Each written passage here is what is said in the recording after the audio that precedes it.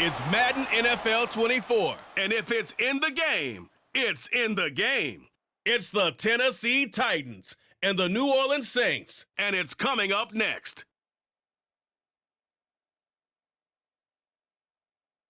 We are down on the bayou as you get a look inside the Caesars Superdome here in New Orleans.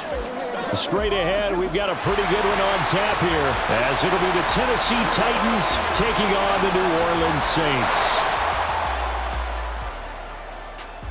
Brandon Gaudin joined by Charles Davis here at the Superdome. But, Charles, these Saints, after a good run from 2017 to 2020, have kind of been middle of the pack the last couple of years, 7-10 a season ago. What's their recipe for turning things around? I think continuing the short passing game that they're known for, and see if some of their playmakers can make some short passes into longer plays. And then on defense, continuing to pressure quarterbacks in the pocket. They tend to get after them pretty hard. Meanwhile, the Titans last year, they were one of those strange statistical anomalies, CD. When you look at their defense, they were the best in football, #1 overall against the run, but worst in the league, number 32 against the pass. And part of the reason they were #1 against the run, the struggles they had slowing people down through the air, so people threw it and threw it and threw it and had great success. And a team that should have been in the playoffs last year somehow managed to miss it.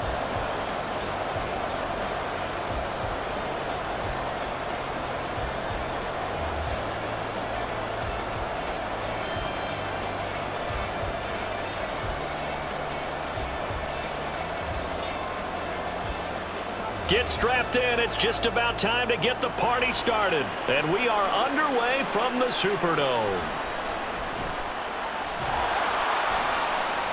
And able to get this out to the 25. So here come the Saints to take over for the first time. And here's the new man under center after 9 seasons as a Raider. Derek Carr is the guy. It's going to take some time to adjust to seeing Carr running out in a new uniform. Instead of black and silver, it's black and gold. 35,000 yards and over 200 touchdowns with the Raiders. The Saints more than willing to let him air it out all game long to a talented group of pass catchers in the Big Easy.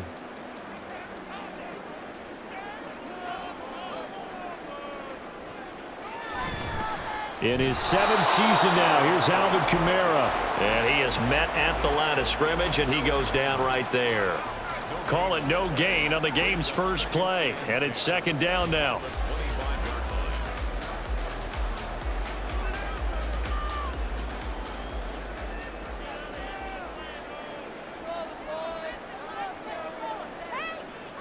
Here's Carr to throw. Now a diving effort right sideline. He's got it. Last play they got stuffed at the line. Different story here, over 20 yards.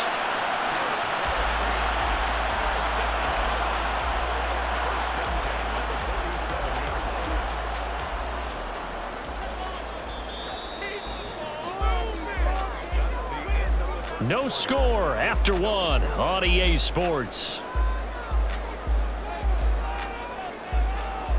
Ready for the second quarter from New Orleans. It's the Saints in possession as they've got it with a 1st and 10. Carr. Targeting Thomas on the out route, making the catch. The Saints going to call the first of their timeouts as the stoppage will come with a little under a minute to go in this first half.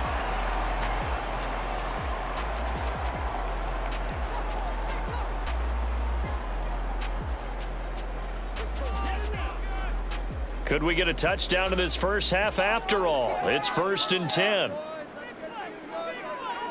Carr going to throw. Looking middle, and it's incomplete. And not a common sight, at least on this drive. A momentary setback, though, for this passing game that has been moving well this series. Good thing for them, though. Still 2 more downs to connect and try and pick up another first down. Now Carr, after the incomplete pass, brings him up 2nd and 10. Again, he'll drop to throw. And he will not get away from the pressure here. Carr taken down. That sack by the DN, Danico Autry. Now that's a heck of a moment for your first sack of the game, because if this long drive ends without a touchdown because of that sack, we're going to look back and say that might be one of the biggest plays of this contest. Now we'll get a quick timeout called by New Orleans, number 2, as they'll stop it with a little over 30 seconds to go in the first half of play.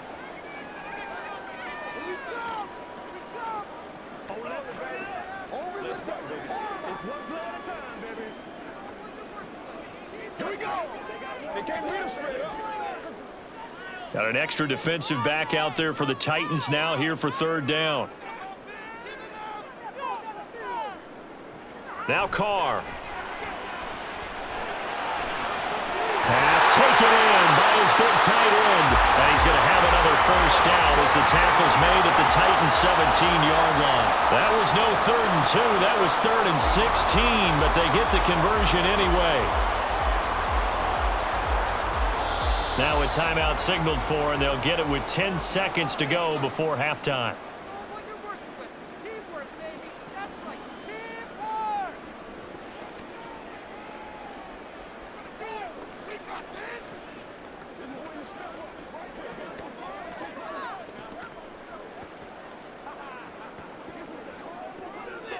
So even though it's first down, here's the field goal unit on now to try to get 3 before halftime.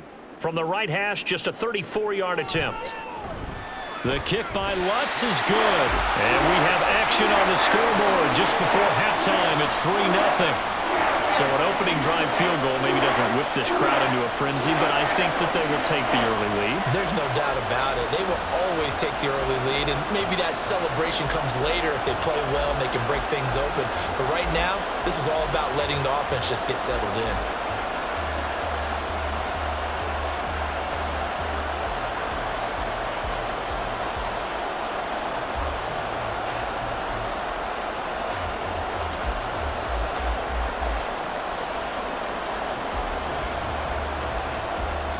Maybe time for one play on offense. 7 seconds to go in the half as the kick is away. And he won't quite make it to the 25. And the Titans ready to take over on offense for the first time. And it is the now 35-year-old Ryan Tannehill who leads him out in his 12th NFL campaign. Those who expected Ryan Tannehill to go quietly into the night after the Titans drafted Will Levis, well, they clearly don't know this man well at all. He's a fighter and former comeback player of the year and expects to have his best season yet as a pro in this campaign.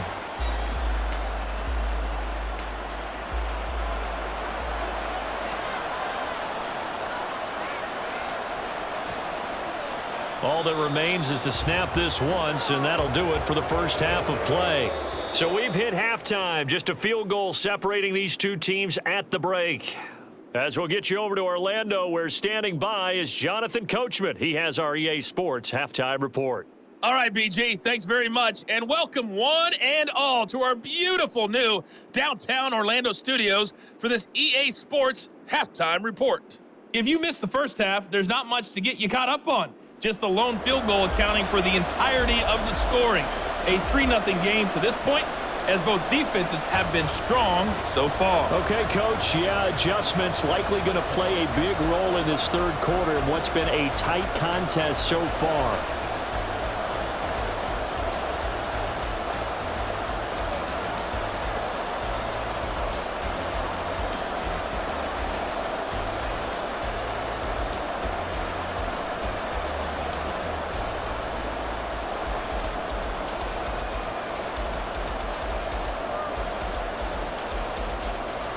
These offenses seemingly still back at the hotel for the first half. 3-0 our score as the second half gets underway. This taken in at the goal line. And they'll get him down inside the 30 at the 27. The Titans coming back onto the field for their second drive. And Charles, we've seen almost 3 full quarters now, and neither offense can really get it going. Neither has hit the end zone, and neither side seemingly can make that big play. But the game hasn't been devoid of action because these two defenses, they've taken over and they've slugged it out. But I think you're exactly right. We're at that stage of the game now where one of these offenses, if they make a big play, that could be the difference. The NFL's active leader in rush yards, Derrick Henry. And he gets this one just shy of the 40, down at the 39. Solid way to start the drive, 13 yards, picking up the first. And that's the big fella's MO right there. Running through tackles, keeping the sticks moving forward. In this defense, if you don't bring 11 guys to the ball to try and get him on the ground, he's going to keep making runs like that. I feel the press box shaking every time he touches the rock. They keep it with Henry on first down. And he'll take this ahead for about 4. Second down coming up. I have to think a major focus of the halftime meetings had to be figuring out how to create space for the running game to get operating. Well, what you pointed out to me at half seems accurate. That line has struggled to sustain blocks. Yeah, I would agree with that totally. They've got to focus on staying on their double teams at the first level, make sure that block's secured before they slide off and try and chip someone at the second level. And they're not going to get to the line to run another play. So we will switch ends as the third quarter has come to a close. We'll return with more after this break. You're watching the NFL on EA Sports. 2nd and 6 coming up. Here's Tannehill. They set up the screen for Henry. And he's dropped just before the line to gain. 4-yard pickup leaves him with 3rd and 1.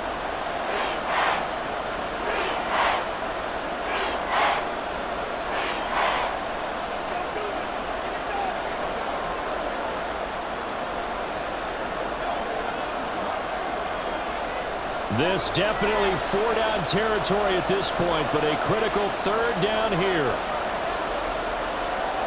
Tannehill. And this is caught at the 20. He takes it across for the touchdown, and they've taken the lead late in the final minute of the 4th. Wow, wow. What a game this has been, and what a drive that was, Charles, to take the lead here late in the 4th quarter. And, partner, that's a job well done by everyone, from the players to the guys calling the plays. And if I may introduce just one downside to the mix, might be a little bit too much time left. Enough on the clock for a final last-ditch effort to try and steal this win away. Michael Badgley on for the extra point.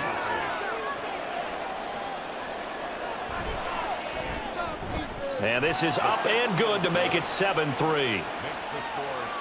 Just a 4-play drive that time. And it's finished off by the touchdown from DeAndre Hopkins.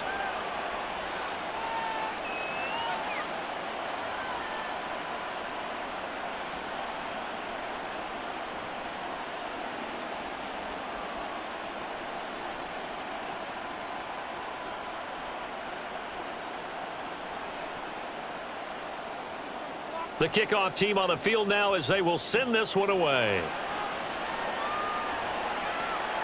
From his end zone, here's Rashid Shaheed. And they'll get him down right around the 25, actually the 26 officially, so a net gain of 1 there. So time for Carr and the Saints. Down 7-3, a little over 40 seconds to go.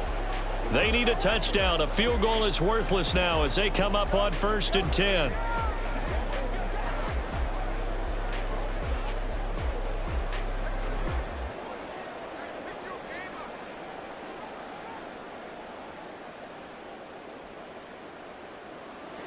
Carr.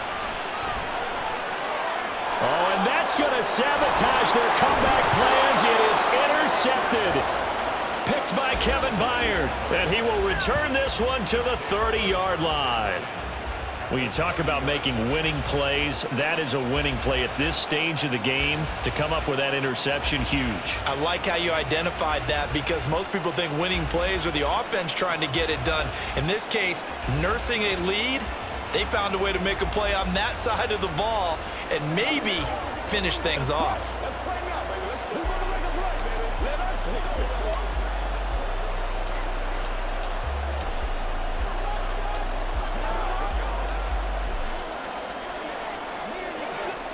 So 1st and 10 now from the 30.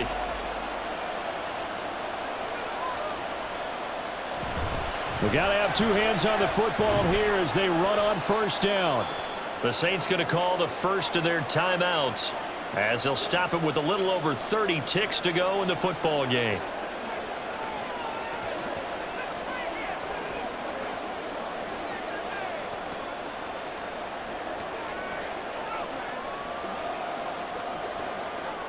Have to imagine this will be on the ground as well as they come up 2nd and 7. Now they'll fake the jet sweep and run up the middle with Henry. And he is going to have a Titans first down, and that should just about do it.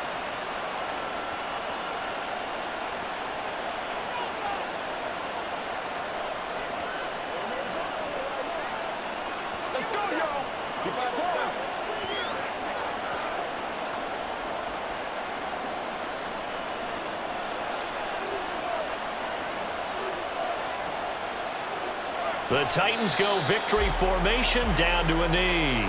Now the Saints will use their 3rd and final timeout as they'll stop the clock with 24 seconds to go in the game.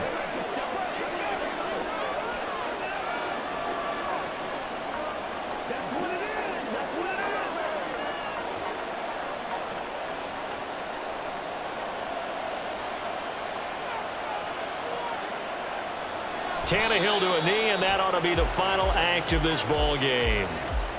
I don't know about you, partner, but watching them take the knee there and finish this one off, I feel like I'm going to be sore tomorrow. This was one bruising affair. Low scoring, but my kind of football.